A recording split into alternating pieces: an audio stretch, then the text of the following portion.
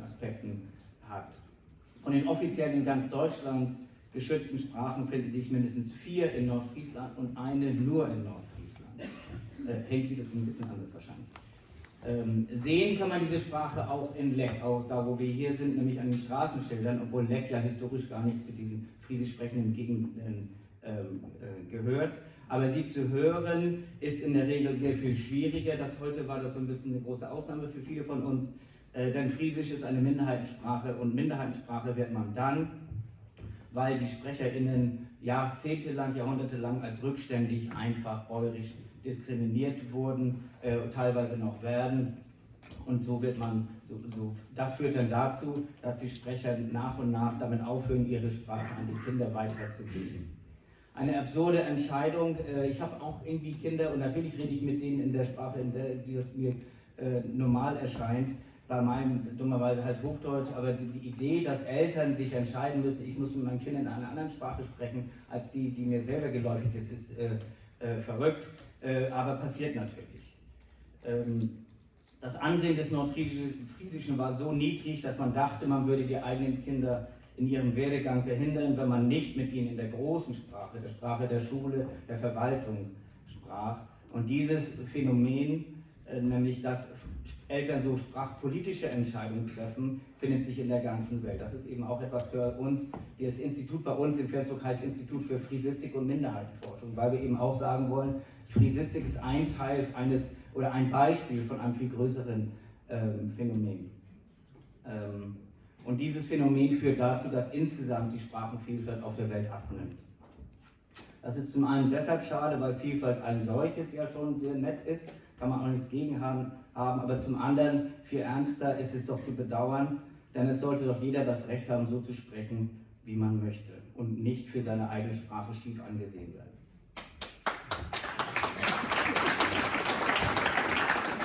In meinen Vorlesungen klatscht niemand. Das ist hier ungewohnt.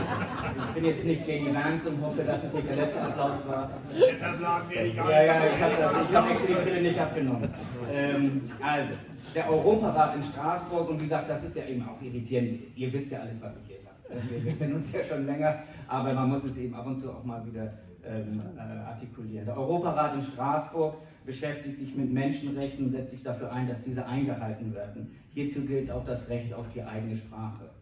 Es gibt dort einen Ausschuss, der darüber wacht, dass offizielle Minderheiten- und Regionalsprachen geschützt und gefördert werden und dass die Sprechergruppen keine Nachteile erfahren, weil sie eine andere als die Staatssprache sprechen. Jedes Land, das diese Sprachencharta, die kennt ihr alle, jedes Land benennt seine zu schützenden Sprachen selber. Das ist als solche schon problematisch, aber das ist dann so, das ist auch Diplomatie. Und jedes Land sagt, was gemacht wird, um das Prestige und den Gebrauch der Sprache zu fördern. Das ist somit Staatssache und als Staat hat man eben auch nur einen beschränkten Einfluss an, einen beschränkten Radius an Einflussmöglichkeiten.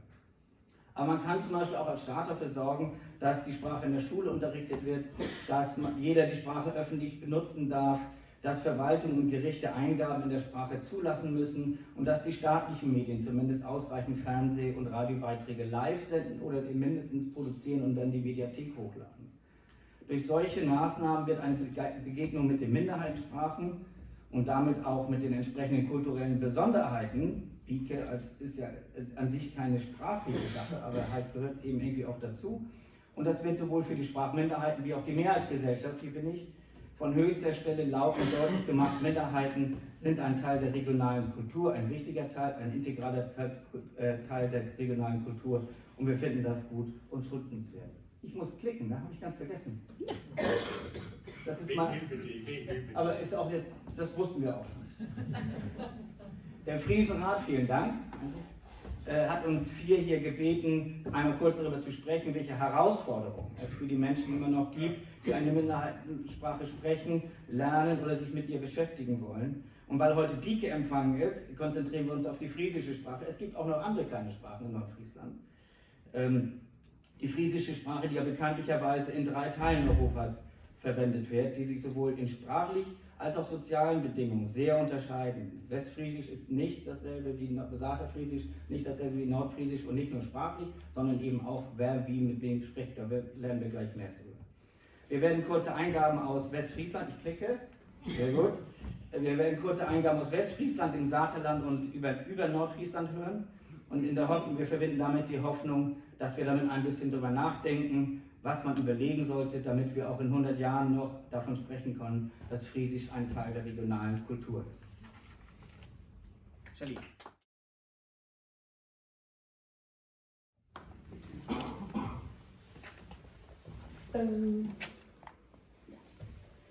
Wenn ich mal Leute zu Hause rund mir höre und ansehe, dann höre ich Friesisch und dann meine ich natürlich Westfriesisch, weil ich von Westfriesland bin.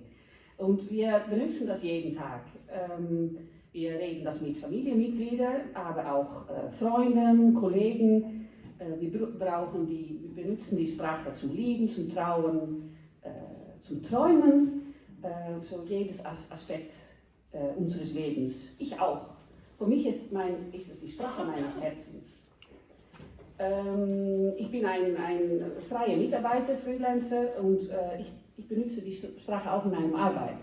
Nicht nur zum Sprache, aber auch zum Schriftsprache, so um Dokumenten zu verfassen.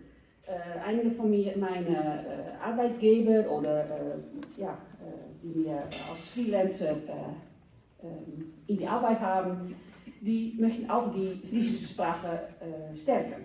So, das ist zum Beispiel die Beratungsgremien für Friesisch, Windlied, aber auch die Friesische Akademie und AFUG, die arbeiten daran. So, ich spreche auch Friesisch mit meinen Kollegen und auch mit anderen Arbeitskollegen, zum Beispiel die beim Provinz Friesland arbeiten, aber auch bei den verschiedenen Gemeinden in Westfriesland und Verwaltungsbehörden und Unternehmen. So, wir sind dann miteinander als Kollegen, die Friesisch reden und benutzen und schreiben, wir sind dann, was wir auf Friesisch Breefriesen, so Brotfriesen sind. Wir verdienen unseren Lebensunterhalt mit und auf Friesisch und für Friesisch. So deswegen Brotfriesen. Aber die Herausforderung besteht darin, dass diejenigen, die kein Friesisch reden oder sprechen und nicht zu der Minderheitssprachenbevölkerung gehören, dass die uns nicht immer verstehen. Das ist hier ja immer gleich. Und dann werden die uns fragen, ja, könnt ihr euch nicht die Mehrheitssprache reden oder die Minderheitensprache ist vielleicht etwas Minderwertiges, ist es vielleicht altmodisch? Wenn wir die Gedanken folgen, dann wird diese Grafik umkehren. So, jetzt ist es die positive Grafik, aber wenn einige Mehrheitssprachensprecher uns fragen, die Mehrheitssprache zu reden, dann wird die Grafik umdrehen. Wenn die Leute, die die Lieblingssprache sprechen können, das nicht mehr machen, dann wird es weniger üblich, um die Sprache auch zu benutzen. So, dann geht es in einen Teufelskreis die falsche Richtung raus. So, wenn die Grafik so funktioniert, wie es hier dargestellt ist, dann werden immer mehr Leute die Sprache benutzen. Diese Grafik ist Teil von was auch Karin schon gesagt hat, dass ich Ihnen auf Sylt die Präsentation gegeben habe. Das ist ein Listenprojekt, wo wir einen Kurs gemacht haben für Leute, um sich bewusst zu werden, mehr die eigene Sprache zu benutzen und auch weniger zu wechseln in die Sprache. Wir müssen da selbst für sorgen. Das ist unsere Aufgabe, die Sprache mehr zu benutzen und auch mehr dürfen zu benutzen. So nicht nur denken, vielleicht kann jemand meine Sprache nicht verstehen, dann werde ich die Hauptsprache benutzen oder die Mehrheitssprache. Wir können Leute dazu unterstützen. Es gibt viele Möglichkeiten, um Friesisch zu unterstützen. Viele Aktionen sind bereits dafür durchgeführt, aber was wir hier schon in Nordfriesland sehen und auch bei mir in Westfriesland, ist, dass man die Sprache schon in die Straßen sieht. So, Ortsschilder werden schon mehrsprachig dargestellt. Werbung von Unternehmen sehen wir bei uns in Friesland ganz viel, wird Friesisch benutzt. Jetzt gibt es eine neue Aktion, wenn Sie öffentliche Straßen und die Schilder sehen möchten. So, das sind auch Wegweiser, Ausgangsschilder, wo man von der Straße ausgeht, Warnschilder für Straßenarbeit, Radwegschilder und so weiter. dann bekommen wir oft die Frage, gibt das nicht sehr viel Verkehrsunsicherheit, wenn es zu viel Sprachen gibt, was wir lesen müssen, wenn wir dort fahren mit dem Auto oder mit dem Fahrrad. Glücklicherweise gibt es schon Regionen, wo die das benutzt haben, zum Beispiel Brüssel und Wales. Und das hat sich gezeigt, dass das nicht so gefährlich ist. So, es gibt keine Verkehr und Sicherheit dafür. Gibt es auch noch Untersuchungen, die das auch angedeutet haben. So, das nicht steht uns im Weg. Hätte ich noch eine? Ja. So, das ist so die Kampagne für Sichtbarmachung. Unterricht, Ausbildung, es gibt ja schon sehr viel, auch in Nordfriesland wird intensiv daran gearbeitet, dass es auch im Unterricht Friesisch gibt. Bestimmte Branchen hinken noch ein bisschen hinterher. Wir haben in Westfriesland, mein Friesland, wird schon untersucht oder die Möglichkeiten für Friesisch in Berufsausbildung zu verbreiten. Und für 1 oder 2 Wochen ist bei einer Hochschule ein Nebenfach für Friesisch und Journalismus eingeführt. Das ist ganz neu, da sind wir 1 Jahr her mit angefangen, um das auszuarbeiten. So Studenten an die Hochschule können, wenn die ein Nebenfach wählen müssen und dann speziell natürlich die Journalismus gewählt haben, können dann jetzt auch Friesisch und Journalismus wählen. Aber wie toll wäre es, dass es auch in andere Bereichen durchgeführt wird. Zum Beispiel bei der Gesundheitsausbildung, dass die Verpfleger auch lernen, wie man mit den Kunden auf Friesisch redet oder behandelt. Das sind nur einige Beispiele, die ich hier jetzt hinterlegt habe. Die können wir nutzen oder nicht, aber meine nächste Kollege, Herr Henk Wolf, werde dann auch noch einige Beispiele geben, Möglichkeiten.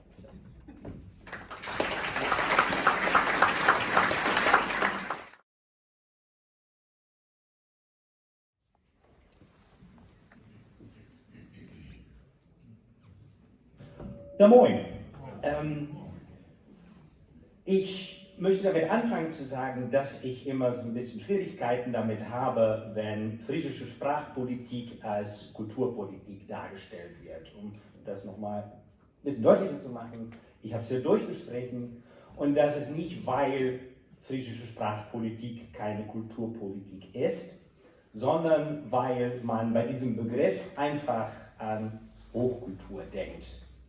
Und wenn man an Hochkultur denkt, denkt man vielleicht auch an Sachen, die man sonntags oder bei Feierlichkeiten mal aus dem Schrank rausholt, die aber nicht unbedingt zum Alltag gehören. In meinen Augen ist Sprachenpolitik, wenn es sich um kleinere Sprachen wie das Friesische handelt, immer an erster Stelle Emanzipationspolitik. Und Nils hat es schon angesprochen eben, aber stellt euch mal vor, ihr seid in den 70er Jahren aufgewachsen, man hat immer zu euch gesagt in den Schulen, eure Sprache ist minderwertig, ist weniger wert als das Hochdeutsche. Ihr hört die gleiche Geschichte in den Elternberatungsstellen und das führt letztendlich dazu, dass ihr mit euren Kindern nicht eure eigene Sprache gesprochen habt, sondern das Hochdeutsche, was letztendlich dazu beigetragen hat, dass es jetzt viel weniger Menschen gibt, die die Sprache noch sprechen. Es wurde sogar an einigen Stellen verboten, eure eigene Sprache zu sprechen, hier im eigenen Lande, in den Schulen, vor Gericht, in der Verwaltung. Daher ist in Westfriesland, und ohne dies zu wissen, kann man, glaube ich, die friesische Sprachpolitik nicht verstehen, wurde in Westfriesland in den 80er Jahren beschlossen, eine Politik zu führen, die das Niederländische und das Friesische grundsätzlich auf gleicher Ebene behandelt. Es wurde eine Politik beschlossen mit dem Titel vom Gefallen, man gibt jemandem einen Gefallen, man tut jemandem Gefallen, vom Gefallen zum Recht.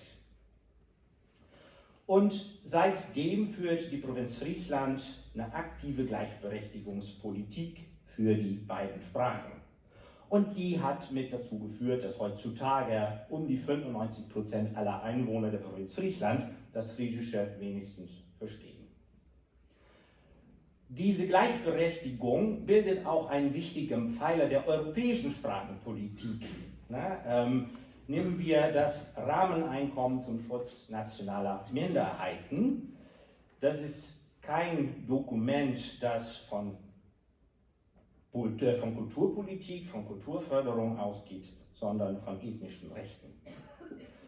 Ich glaube, vor diesem Hintergrund kann man auch besser verstehen, wie ich als Westfriese im Saterland herangegangen bin. Und dabei bin ich natürlich auf die gleichen Probleme gestoßen, die Charlene und Nils eben schon beschrieben haben. Und ich möchte daher 3 Herausforderungen ansprechen, die die roten Fäden bilden für was wir im Saterland in den letzten Jahren, sagt so ab 2020, gemacht haben. Ein Problem, mit dem alle Minderheitensprachen, alle Menschen, die Minderheitensprachen sprechen, zu kämpfen haben, ist, dass es immer weniger Räume gibt, in denen sie sich auf ihre eigene Sprache unterhalten können. Das ist wichtig. Wieso ist das wichtig? Eine Sprache besteht nicht im Luftleeren. Sie muss eine gesellschaftliche Funktion haben. Die kann ganz beschränkt sein. Man kann eine Sprache in der Familie aufrechterhalten und das funktioniert, solange man eine geschlossene Sprachgemeinschaft bildet. Aber die gibt es nicht mehr und ich glaube, das wollen wir auch nicht mehr. Daher müssen wir woanders Sprachräume schaffen. Wie haben wir das im Saterland gemacht? Ein Beispiel. Wir organisieren alle 2 Jahre einen Tag der Saterfriesen. An diesem Tag stellen Forscher ihre Ergebnisse vor. Im Saal sitzen Menschen aus dem Saterland. Das machen wir größtenteils in saterfriesischer Sprache. Und nachher kann man sich mit fast allen Anwesenden da auf Friesisch unterhalten. So 1-2 Mal im Jahr organisieren wir ein Kneipenquiz in saterfriesischer Sprache. Das sind diese geselligen Leute hier auf der Folie. Das sind Menschen, die gerade einen Getränkegutschein gewonnen haben, weil sie sehr gut Sprachen über zum Beispiel amerikanische Politik oder Raumfahrt oder weiß ich was in saterfriesischer Sprache beantworten konnten. Sonst gibt es Gesprächsabende und natürlich nicht zu vergessen das Projekt, das Charlene bei uns durchgeführt hat, das dazu geführt hat, dass Menschen zum Beispiel in Vorständen von Vereinen dazu angeregt werden, einfach mal zu versuchen, im Alltag ihre eigene Sprache zu sprechen und nicht sofort auf Deutsch anzufangen. Man weiß hier nie, ob man verstanden wird oder nicht. Ne? Man kann später immer die Sprache noch wechseln. Dann zur zweiten Herausforderung. Sichtbarmachung. Warum? Wer eine Sprache nicht kennt, lernt sie auch nicht. Als ich im Saterland ankam, 2020, war das Rathaus der Gemeinde Saterland einsprachig beschildert. Da dachten wir, das ist relativ einfach zu ändern. Wir versuchen einfach mal die kleinen Schilder, die da neben den Türen hängen, wo drauf steht, was die Kollegen alles so machen. Die waren alle einsprachig deutsch, die zweisprachig zu gestalten. Da sage ich euch, das ist noch nicht so einfach, das Amtsdeutsche ins Saterfriesische zu übersetzen. Ja, denkt mal drüber nach, wie ihr das in eurer Friesisch, in eurem Friesisch machen würdet. Das sind einfach noch keine Literatursprachen, keine Amtssprachen, da fehlt so einiges. Das hat jedoch dazu geführt, dass wir eine Gruppe gebildet haben, die sich damit auseinandersetzt, und das bedeutet auch, dass der Wortschatz des Saterfriesischen zurzeit gewaltig wächst. Wir haben beispielsweise auch alle Bänke in der Gemeinde mit einem Schild versehen, da steht ein Spruch auf Saterfriesisch drauf, da steht daneben ein QR-Code und wenn man den scannt, kriegt man die deutsche Übersetzung. Wir sind dabei, einen Lehrpfad mit als Thema die saterfriesische Sprache zu gestalten und beispielsweise die Taxen, die in der Gemeinde Saterland fahren, die haben auf Saterfriesisch. Das sind nur so ein paar Sachen, die das Saterfriesische schon viel sichtbarer gemacht haben.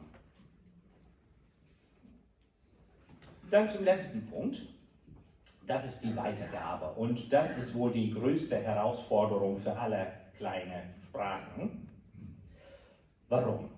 Na, wie ich eben schon beschrieben habe, in vielen kleinen Sprachgemeinschaften stockt einfach die Weitergabe der Sprache innerhalb der Familien.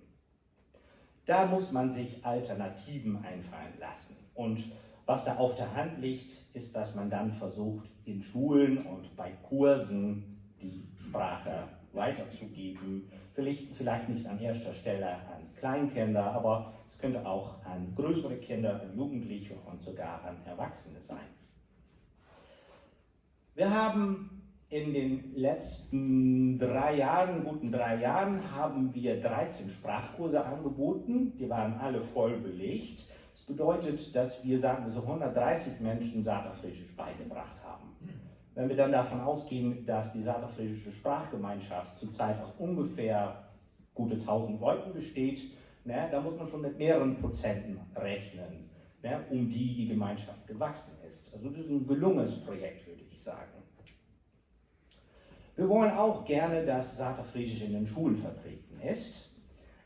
Das haben wir unterstützt und hier sehen wir zum Beispiel 4 Damen, die in einer Grundschule im Saterland ehrenamtlich Saterfriesisch unterrichten.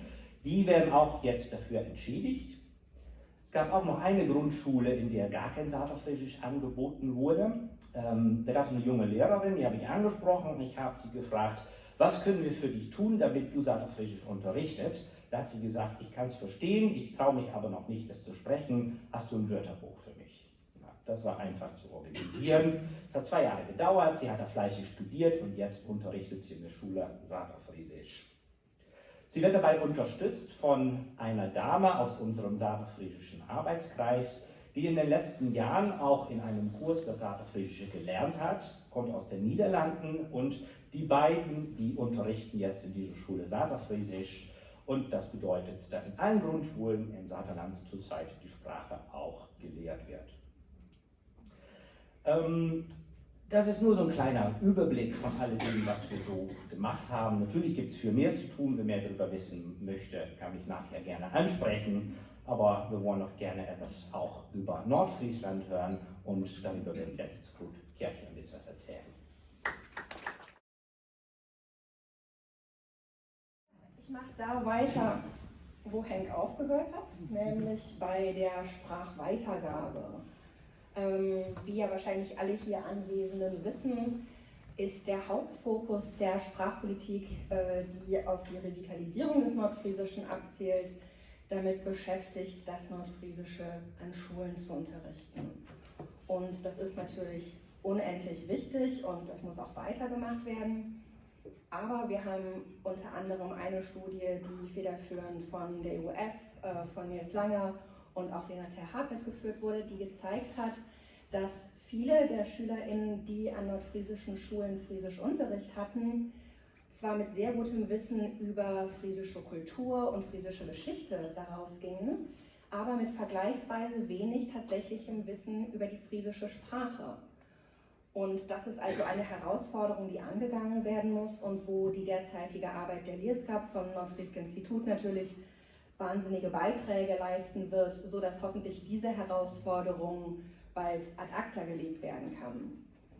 Es ist aber bei dieser Studie, die ich vorhin erwähnt habe, noch was anderes rausgekommen, nämlich dass sehr viele Kinder, die inzwischen Jugendliche oder Erwachsene sind, die an Schulen Nordfriesisch gelernt haben, gesagt haben, dass sie gar nicht wirklich Räume sehen, in denen sie die Sprache nutzen können.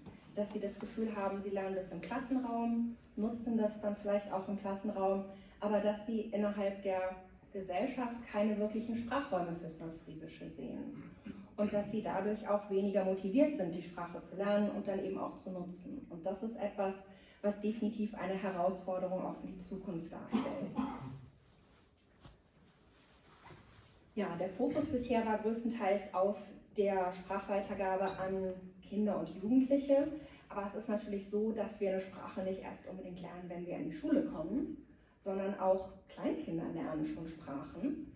Nun ist es beim Nordfriesischen so, dass in vielen Bereichen, wo die Sprache gesprochen wird, die intergenerationale Weitergabe, also die Weitergabe von Eltern an ihre Kinder, dass die vor mehreren Generationen oder zumindest bei der Großelterngeneration schon unterbrochen wurde, sodass wir viele derzeitige Eltern haben, die gar nicht selber Friesisch sprechen, die es also gar nicht unbedingt an ihre Kinder weitergeben können. Das ist eine Herausforderung und die andere ist, dass wir Eltern haben, die Friesisch sprechen, aber aus den Gründen, die Nils erläutert hat am Anfang, unter anderem die friesische Sprache nicht weitergeben an ihre Kinder. Das ist eine große Herausforderung, an der wir hoffentlich mit der Forschung etwas drehen können. Unter anderem machen wir gerade am Europäischen Zentrum für Minderheitensprachen in Flensburg eine Studie, wo wir gucken, die Eltern, die Friesisch sprechen können und die kleine Kinder haben, was bewegt diejenigen, die das Friesische weitergeben, das zu tun?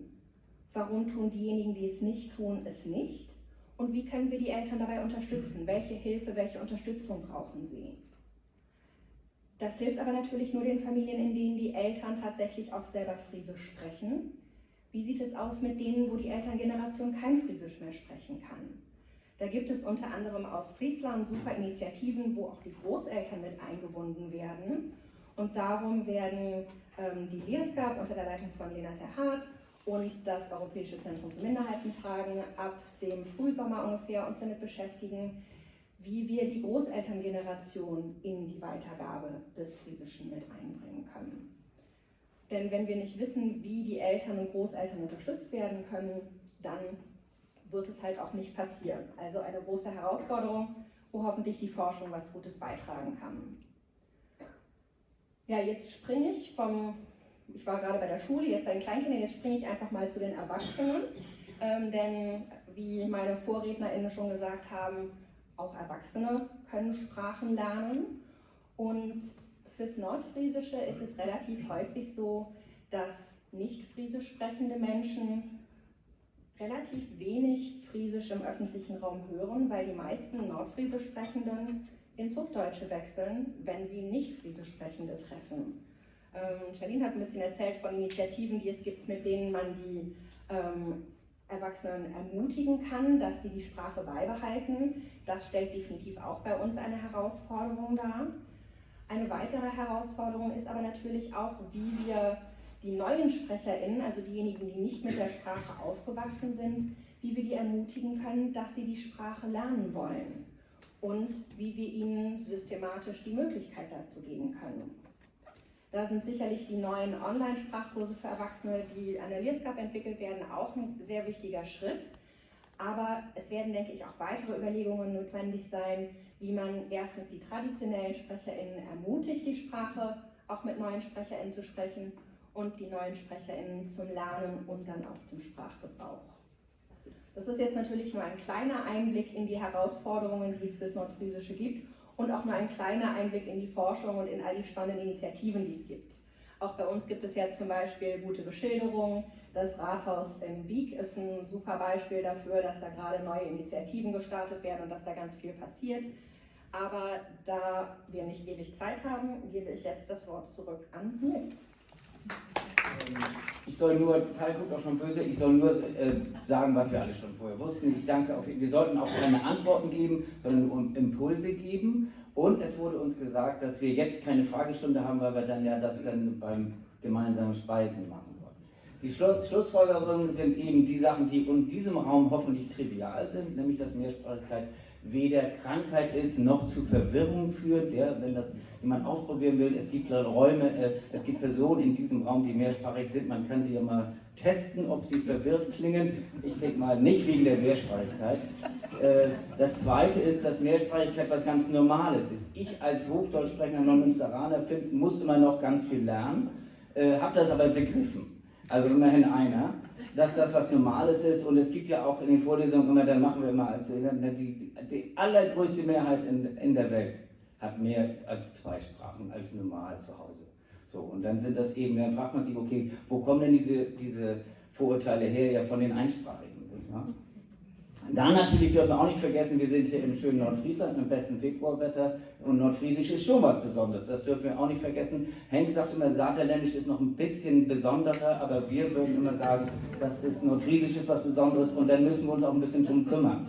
Was genau man machen kann, damit es irgendwie in 100 Jahren noch so ist, wie zumindest wie jetzt, oder vielleicht sogar besser, da müssen wir halt drüber reden. Aber man darf da auch nicht zu schüchtern sein. Das ist schon was Besonderes, was wir hier haben. Und mit ein bisschen Mühe kann dieses Besondere eben auch in der Zukunft Teil von Nordfriesland sein. Das war das von uns.